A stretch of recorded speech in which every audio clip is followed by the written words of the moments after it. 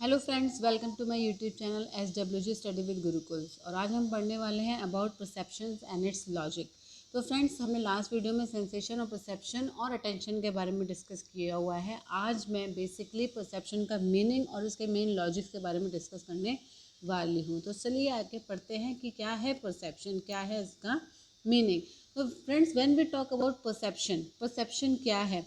जैसे कि मैंने लास्ट वीडियो में बताया था कि परसेप्शन से पहले हमें सेंसेशन होती है। सेंसेशन मीन्स कोई भी इंफॉर्मेशन हमारे सेंस ऑर्गन के थ्रू, नर्वस सिस्टम के थ्रू हमारे ब्रेन तक पहुंचती है, तो उस प्रोसेस को कहते हैं सेंसेशन, और उसके बाद ही परसेप्शन होती है। सो परसेप्शन कैसे डिफाइन कर सकते हैं? Perception has been defined as a consciousness of the particular material thing present to the sense. मतलब कोई भी सेंसेशन जब हमें मिलती है, जब तक वो हमारी चेतना में ना आए, जब तक हमारी अवेयरनेस में ना आए, उस चीज़ को कहते हैं कॉन्शियसनेस। जब तक वो कॉन्शियसनेस में नहीं आती तब तक हमारा परसेप्शन नहीं होता। फॉर एग्जाम्पल, आप मेरी वीडियो सुन रहे हैं, आपके कानों में मेरी आवाज़ आ रही है, बट उसको आप अवेयर नहीं हो रहे हो, उसको आप समझ नहीं पा रहे, उसको आप अंडरस्टैंड नहीं कर पा रहे, तो आप उसको कैसे परसीव कर पा रहे हो? आप उसको परसीव नहीं कर सकते। तो उस प्रोसेस को क्या कहते हैं? कॉन्शियसनेस। तो कोई भी इंफॉर्मेशन जो हमें सेंसेशन से मिलती है, इन्वायरमेंट से, ऑडिटरी फॉर्म में, विजुअल फॉर्म में, किसी भी फॉर्म में हमें कोई भी इंफॉर्मेशन मिलती है और वो एक सेंसेशन का रूप ले लेती है, उसके बाद जब वो हमारी चेतना में जाती है, अवेयर होते हैं हम उससे, हमारी कॉन्शियसनेस में आते हैं, उस प्रोसेस को कहते हैं perception. So perception differs from sensation as उसका एम्फेसिस किस पे है? Consciousness of objects and thing. मैंने पहले भी बताया है और मैं फिर बता रही हूँ कि परसेप्शन और सेंसेशन में क्या डिफरेंस होता है। सेंसेशन मतलब कोई भी इंफॉर्मेशन हमें इन्वायरमेंट से मिलती है, जो कि हमारे सेंस ऑर्गन से थ्रू जाती है एंड हमारे नर्व्स को सेंसेशन करती है, स्टिमुलेट करती है। और परसेप्शन वो होता है जब वो इंफॉर्मेशन को हम समझते हैं, हमारी अवेयरनेस में आती है, हमारी चेतना में आती है। So sensation is more appropriately conceived as concern with the consciousness of the qualities. तो सेंसेशन का मतलब होता है कि हमें इंफॉर्मेशन मिलना, बट हमें इंफॉर्मेशन का समझना और कॉन्शियस में आना, वो होता है परसेप्शन। सो दोनों ही प्रोसेस में हमारे सेंस ऑर्गन्स का बहुत रोल है, दोनों में ही सेंस ऑर्गन के स्टिमुलेशन का ज़रूरत पड़ता है। Now when we analyze the perception, and perception क्या है?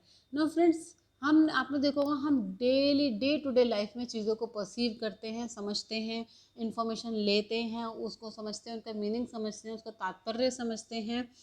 तो फिर इसको एक एग्जाम्पल के तरीके से मैं समझाती हूँ। जैसे कि आप कोई चेयर देखते हो, है ना, फॉर एग्जाम्पल आप कोई चेयर देखते हो, आप उसको कैसे देखते हो? आप उसको होल, मतलब एज अ होल देखते हो कि पूरी चेयर है। आप ये नहीं देखते कि इसके 4 पैर हैं या इसकी डंडियां हैं। आप उसको कैसे देखते हो? आप उसको एक होल तरीके से देखते हो। तो हमारी परसेप्शन का एक मूल सिद्धांत है कि हम कोई भी चीज़ देखते हैं वो होल तरीके से देखते हैं, पूरी तरीके से, संपूर्ण तरीके से देखना पड़ता है, and not as the separate things. हम सेपरेट थिंग्स की तरीके से इसको नहीं समझते हैं। तो जो हमारे सेंसरी नर्व्स हैं, उनका ये ग्रेट स्टिमुलेशन होता है कि जब भी हम कोई सब्जेक्ट या ऑब्जेक्ट देखते हैं, तो हम उनको ऐसे नहीं देखते a + b = c।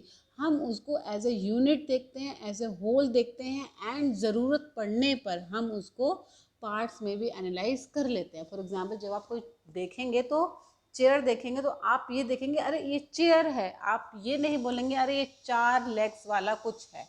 नहीं, पहले आप उसको देखेंगे कि एक चेयर है, एंड उसके बाद जो है आप उसको देखेंगे कि क्या कलर की है, क्या गद्दे वाली है कि हार्ड है। ये सारे करेक्टरिस्टिक्स उसके आप बाद में देखेंगे। Similarly it goes with the perception of the words. Perception of the words का क्या मतलब है? जैसे कि ये देखिए, मैंने आपको चेयर का एग्जाम्पल आपको मैं बता रही थी ना। देखिए, ये आपकी चेयर है, आप इसको ऐसे नहीं देखते हो कि अच्छा इसकी 4 डंडी हैं, यहाँ पे 4 ये वर्टिकल लाइंस है। आप इसको एज अ होल देखते हो। तो जब भी हम कुछ परसीव करते हैं तो एज अ होल देखते हैं। सिमिलरली ये जाता है हमारे वर्ड्स के साथ भी। देखो, मैं आपको लिख रही हूँ ये वर्ड, तो आप उसको कैसे रीड करोगे?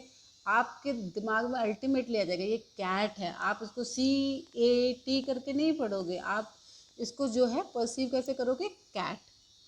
तो मेरा कहने का मतलब ये है कि हम जो है किसी न किसी चीज़ से मीनिंग निकालने की कोशिश करते हैं, एंड वो कैसे, हम चीज़ों को होल में समझने की कोशिश करते हैं as a unit and not as a part.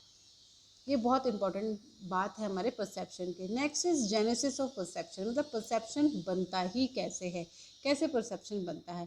So perception बनने के लिए it depends to the degree of our past experience, कि हमारा पास्ट एक्सपीरियंस कैसा है, and which is the result of our new sensory excitation. Friends, हम daily day to day life में information लेते रहते हैं एंड उसका यूज़ करते रहते हैं, एंड यही हमारा एक्सपीरियंस बनता रहता है, एंड ये एक्सपीरियंस बनते बनते हमारी हैबिट और अटेंशन बन जाती है।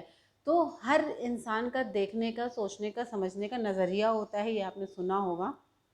एंड वो क्यों होता है? क्योंकि हमारे पास्ट एक्सपीरियंस जो है हमारी एक हैबिट बना देते हैं, जिसके अकॉर्डिंग हम हर चीज़ को अटेंशन देते हैं, एंड उसके हिसाब से ही हम सारी इन्फॉर्मेशन को कॉन्शियसनेस में लाते हैं। और एक फुली डेवलप्ड परसेप्शन क्या है? It is a simply kind of habit. किसी को जब कोई सिचुएशन को परसीव करने के लिए बोलते हैं तो वो बहुत पॉजिटिवली सोचता है, रादर देन कुछ लोग बहुत नेगेटिवली और कुछ लोग न्यूट्रल होते हैं। ऐसा क्यों होता है? ऐसा इसलिए होता है कि ओवर द टाइम जो हमारा एक्सपीरियंस होता है बचपन से लेकर अब तक, वो हमारी एक हैबिट के फॉर्म में डेवलप हो जाता है। इसीलिए कुछ लोगों का नज़रिया हमेशा ज़्यादातर पॉजिटिव रहता है और कुछ लोगों का नेगेटिव रहता है। जैसे कि फॉर एग्जांपल, मैं आपको एग्जांपल बताती हूँ 4 लाइंस का। देखिए, मैं आपको यहाँ पे 4 लाइन स्ट्रेच करके बताऊंगी, दिस दिस दिस। अब आप इसको कैसे परसीव करोगे? Most of the people will like to perceive it as a square. आप उसको एक स्क्वायर परसीव करेंगे। क्यों? क्योंकि ये आपके पास्ट एक्सपीरियंस में, आपकी नर्सरी केजी क्लास में पढ़ाया गया है कि ऐसी 4 इक्वल लाइंस का समागम क्या होता है? स्क्वायर होता है। सिमिलरली अगर मैं आपको ऐसे डिफरेंट डिफरेंट ये लाइंस कर दूंगी तो आप इसको क्या बोलोगे? ट्रायंगल, जो जुड़ी हुई हो, मतलब ट्रायंगल। तो मेरे कहने का तात्पर्य ये है कि हमारा जो एक्सपीरियंस है वो बहुत मैटर करता है। हमारी एक हैबिट बन जाती है जिसकी तरीके से हम अटेंशन करते हैं और हमारी परसेप्शन होती है। Next is general function of the perception. No, perception होता ही क्यों है? क्यों परसेप्शन इतना ज़रूरी है हमारी लाइफ में?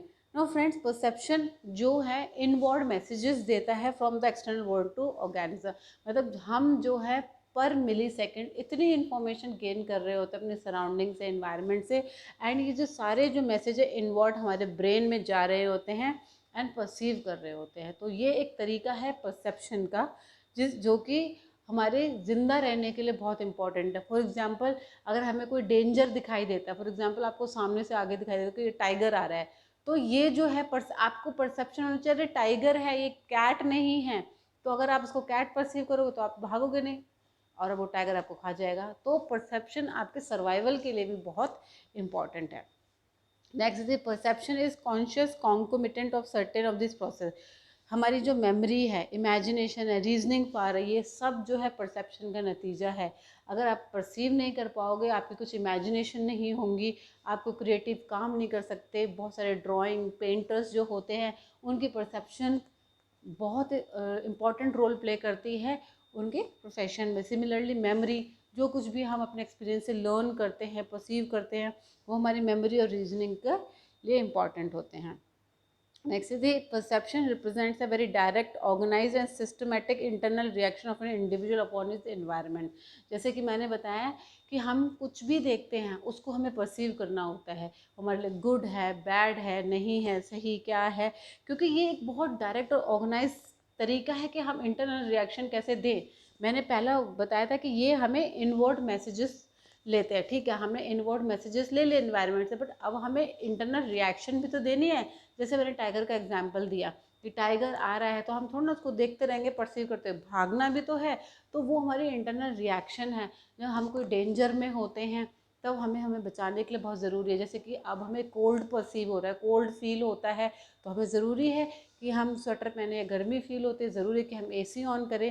तो ये सब क्यों है? ये सब परसेप्शन का ही फंक्शन है। इसलिए कहते हैं एक बहुत important direct organize systemic organize तरीका है जिससे कि हम इंडिविजुअल रिएक्शन दे सकते हैं टू आवर इन्वायरमेंट, और जिसकी वजह से हमारा सर्वाइवल हो पाता है। Next is the perception is the process by which we can do identification and जिसकी वजह से हम अपनी लाइफ के ऊपर कंट्रोल कर पाते हैं। फ्रेंड्स, आप अपने मम्मी पापा का चेहरा पहचान पाते हो, ब्रदर सिस्टर का, अपने फ्रेंड्स का। क्यों? ये सब कुछ होता है परसेप्शन की वजह से। अगर परसेप्शन ना हो तो आप किसी भी चेहरे को आइडेंटिफाई नहीं कर पाते हो, एंड जिसकी वजह से हम अपनी लाइफ में एक हद तक कंट्रोल पा सकते हैं। एंड ये हर इंडिविजुअल की फितरत है कि हम अपनी लाइफ में एक तरीके का कंट्रोल चाहते हैं। तो friend, this was about the functions of the perception. I hope perception का बेसिक टॉपिक मैं क्लियर कर पाई होंगी। अगर आपको मेरी वीडियोस अच्छी लगती हैं तो प्लीज़ शेयर एंड सब्सक्राइब करिए, मुझे मोटिवेट करिए, ताकि मैं आपके लिए ऐसी वीडियोस और बना सकूँ। और आपको मेरी वीडियोस की नोटिफिकेशंस चाहिए तो बेल बटन दबाना ना भूलिएगा। Thank you.